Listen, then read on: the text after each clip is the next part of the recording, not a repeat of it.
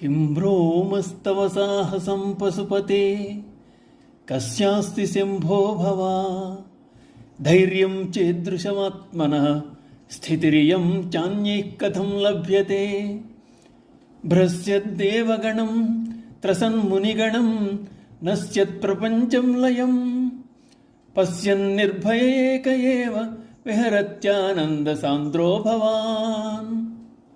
భూతనాథ శంకర, నీ సాహసమును ఏమని చెప్పుదును? ఇటువంటి నీ ధైర్యం ఎవరికి కలదు? ఇట్టి నీ స్థితి అన్యులకు ఎవరికుండును?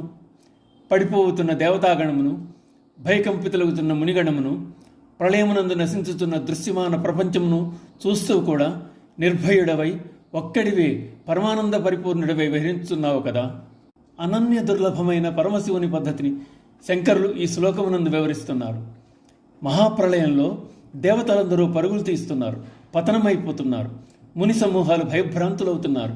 కనబడుతున్న ప్రపంచం యావత్తూ నశించిపోతోంది. ఇటువంటి మహావిపత్కర సమయంలో కూడా ఏమాత్రం భయం లేకుండా నిర్భయుడు నిలిచినవాడు శివుడొక్కడే. పరమశివుడు నిర్వికారి, స్థితప్రజ్ఞుడు. తాను అందరిలో ఉన్నాడు, అందరూ తనలో ఉన్నారు కనుక భయం ఎక్కడిది? తనకంటే ఇతరమైంది ఏదీ లేదని అంటున్నాడు. ప్రపంచాన్ని, లోకాలను తన కడుపును పెట్టుకుని కాపాడుతున్నవాడు కనుక ప్రపంచమంతా తనలోనే ఉన్నది కదా అన్న ధీమా అయింది.